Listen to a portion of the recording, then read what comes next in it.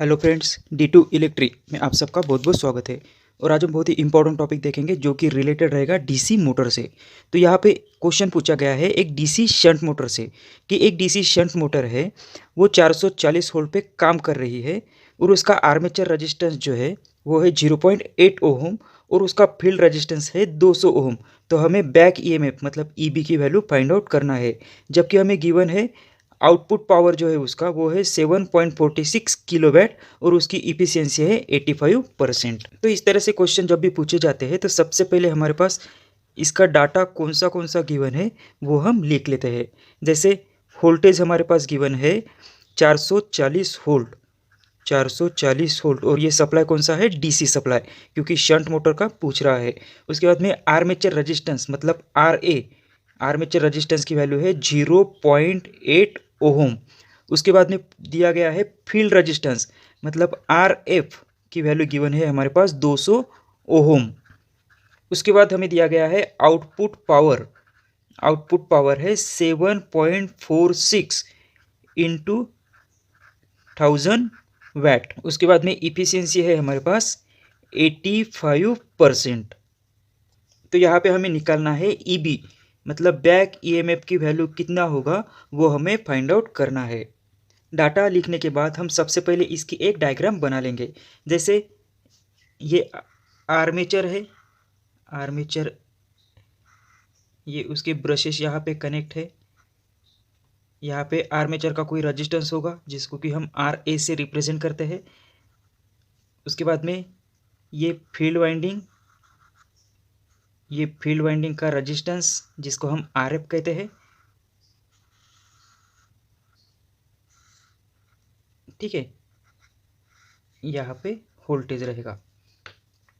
तो यहाँ पे हम देखते हैं कि आर एफ की वैल्यू हमारे पास कितना है, 200 ओहम है, 200 ओहम। वोल्टेज कितना गिवन है, कितना वोल्टेज दिया हमने, 440 वोल्ट। उसके बाद में आर्मेचर रेजिस्टेंस कितना है, 0.8 ओहम। जब यहाँ पे कोई लोड हम कनेक्ट करते हैं तो उस समय इसका जो आउटपुट पावर है वो कितना है, 7.46 किलो वैट। तो हमें यहाँ पे ईबी निकालना है, ये सब गिवन है। तो ईबी के लिए फार्मूला सबसे पहले हम लिख लेंगे, EB equal to V minus I A R A, ये फार्मूला हो जाएगा। अगर मोटर का पूछा है तो ये मोटर के लिए हो जाएगा। अगर जनरेटर का केस होता तो यहाँ पे फार्मूला होता E G equal to V plus I A R A, ये जो फार्मूला होता ये होता जनरेटर के लिए, ये हम यहाँ पे लिख लेते हैं। तो ईबी का जो फार्मूला होगा, ईबी इक्वल टू मोटर के लिए है तो ये फार्मूला होगा, तो V minus I A R A. तो यहाँ पे हमारे पास वोल्टेज की वैल्यू गिवन है। उसके बाद में आर्मेचर रेजिस्टेंस ये भी गिवन है, लेकिन आई ए की वैल्यू नहीं है। तो सबसे पहले हमें आई ए की वैल्यू को फाइंड आउट करना होगा। तो आई ए की वैल्यू कैसे फाइंड आउट करेंगे वो देखते हैं। जैसे 440 वोल्ट का सप्लाई हमने दिया तो यहाँ पे टोटल करंट आ जाएगा। टोटल करंट में से कुछ करंट फील्ड वाइंडिंग को जाएगा जिसको हम आई एफ से डिनोट करते हैं, और कुछ करंट आर्मेचर के पास जाएगा जिसको हम आई ए से डिनोट करते हैं। तो यहाँ पे जो ये पॉइंट हो जाएगा जिसको हम ए कंसिडर करते हैं, यहाँ पे केसीएल अप्लाई करेंगे। तो हम यहाँ पे लिख लेते हैं अप्लाई केसीएल। तो केसीएल अप्लाई करेंगे किस तरह से हो जाएगा, incoming current equal to outgoing current, तो I L equal to I F plus I A. तो यहाँ पे हमारे पास आई एफ नहीं है, तो हम अगर आई एफ निकालना चाहे तो किस तरह से निकालेंगे, I F equal to V divided by R F. तो इसको अगर कैलकुलेट करें तो वी है 440 volt divided by R F है 200 ओहम। तो यहाँ से हमारा आई एफ निकल के आ जाएगा 440 वोल्ट डिवाइडेड बाय 200, तो ये आ जाएगा 2.2 एम्पियर। तो आई एफ की वैल्यू हमारे पास मिल गई, I F equal to 2.2 ampere. तो हम लिख लेते हैं यहाँ पे I L equal to I F की वैल्यू आ गई 2.2 एम्पियर प्लस आई ए। तो यहाँ पे हमें आई ए की वैल्यू निकालना पड़ेगा। तो आई ए की वैल्यू निकालने के लिए सबसे पहले हमें आई एल को फाइंड आउट करना पड़ेगा। जो ये आई एल यहाँ पे है इसकी वैल्यू निकालना है। तो हम यहाँ पे देखते हैं कि हमारे पास इफिशियंसी भी गिवन है, आउटपुट भी गिवन है। IL फाइंड आउट करने के लिए इफिशियंसी का फार्मूला यूज़ करेंगे। IL निकालने के लिए efficiency equal to output divided by input. तो इफिशियंसी कितना है हमारे पास 85%, मतलब divided by 100 equal to output कितना है, आउटपुट यहाँ पे लिखा था हमने 7.46 इंटू 1000 डिवाइडेड बाय इनपुट।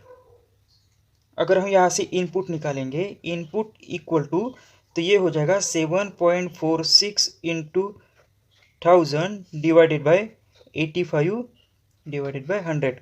अगर इसको हम सॉल्व करते हैं तो इनपुट पावर हमारा आ जाएगा 8776 वैट। तो अब हम यहाँ से इजीली IL की वैल्यू निकाल सकते हैं। वो किस तरह से निकालेंगे, तो IL equal to P divided by V, इस तरह से फार्मूला हो जाएगा। क्यों, क्योंकि पावर इक्वल टू VI होता है, तो I की वैल्यू निकालना है तो ये फार्मूला हमारे पास हो जाएगा। तो पावर हमारे पास आ गया 8776 डिवाइडेड बाई वोल्टेज कितना था 440 वोल्ट। अगर इसको हम कैलकुलेट करते हैं तो ये आ जाएगा डिवाइडेड बाय 440 वोल्ट, मतलब अप्रॉक्स 20 एम्पियर का करंट, मतलब IL की वैल्यू हो गई। तो अब हम देखते हैं यहाँ पे हम ये वैल्यू पुटअप कर सकते हैं। तो 20, ये IL की वैल्यू हमें मिल गई इक्वल टू 2.2 प्लस IA। तो यहाँ से हम IA की वैल्यू इजीली निकाल सकते हैं। IA इक्वल टू 20 माइनस 2.2, तो IA हमें मिल जाएगा 18 तो IA की वैल्यू हमें यहाँ पे मिल जाएगी 17.8 एम्पियर। तो अब हम इस क्वेश्चन को इजीली सॉल्व कर सकते हैं। जैसे हमें EB के फार्मूला था हमारे पास, EB equal to V minus IA/RA।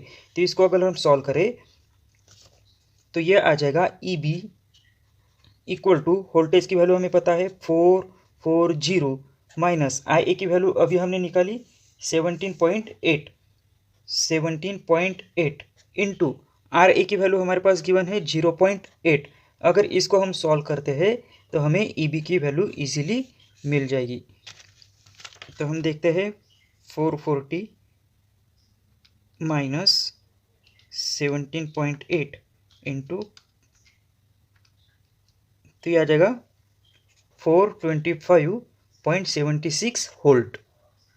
तो ये हमारा फाइनल आंसर हमें यहाँ पे मिल गया।